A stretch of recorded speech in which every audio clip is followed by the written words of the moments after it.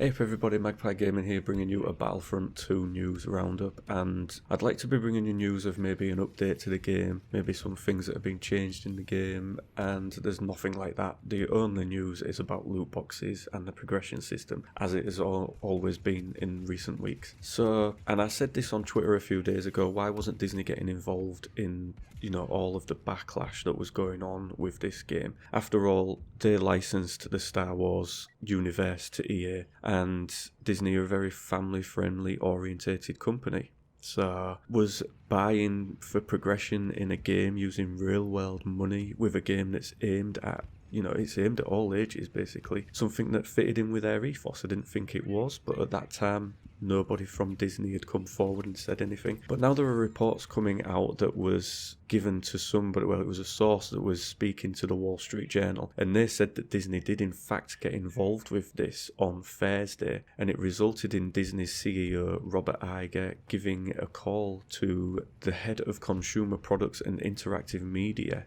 Jimmy Pitaro at EA, basically saying that they wasn't happy with what was going on and they wanted something doing about it. Didn't like the backlash that the game was getting. They expected the game to be doing really well. There was none of the premium version of the game and all the season pass bullshit that had come with Battlefront in 2015. So they wondered what the hell was going on, and it seems that a lot of people are surmising that this was why the microtransactions were pulled late on Thursday, which was early hours of Friday morning here in the UK, just in time for the general release of the game. So it seems like Disney did get involved, said they wasn't happy, wanted something doing about it, and that was the overall reason for the microtransactions being temporarily suspended. Now, although there's been no official word from EA, it does seem as though they are going to be reworking the microtransaction system to better suit people who are playing the game, and it looks as though the monetization that we had in the game will return, but it's going to be in a slightly different way. So basically the monetization will be used to give you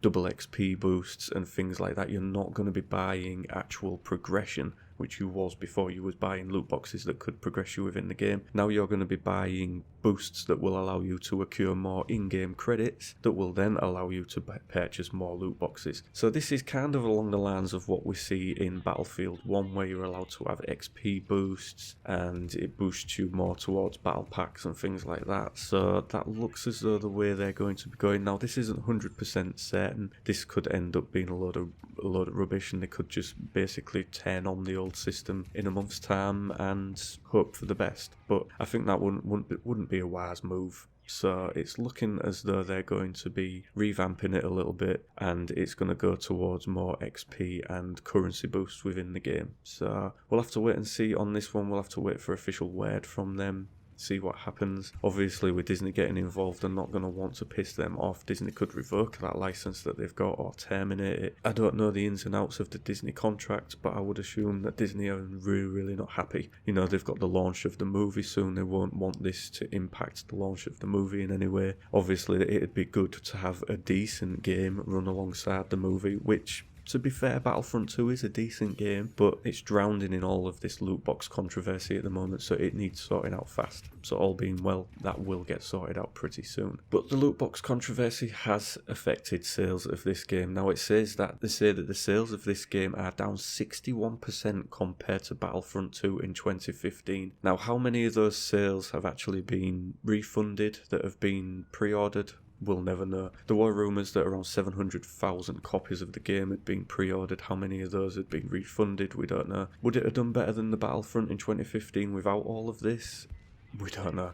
But they're saying that the sales are down a lot, and the sales are down 50% compared to Battlefield 1. So this game really hasn't done very well in terms of sales at the moment. That could change going forward if they revamp the progression and loot box system, but we'll have to see where they go with that one. So that resulted in Battlefront 2 not taking the #1 spot in last week's sales charts, and I really don't think it'll take the #1 spot this week either. I think a lot of people that bought into the game on Friday have maybe refunded it as well because of all all the controversy. But we'll have to wait and see. We'll have a look at the sales figures at the end of the week and see where we are with that one. And this bit of news comes from the makers of Cyberpunk 2077. Now, this is a game currently in the works by CD Projekt Red. These are the makers of The Witcher 3. It's a highly anticipated game. Very little news comes out about this game. They like to keep it under wraps as much as they possibly can. But this is currently in development now. With everything that's gone on with Battlefront 2, they felt compelled to put a little Twitter statement out just to put people's minds at rest in case they thought that maybe this game would go that way, etc, etc. So they've put on Twitter, "Worry not, when thinking CP 2077, think nothing less than The Witcher 3. Huge single player open world story driven RPG.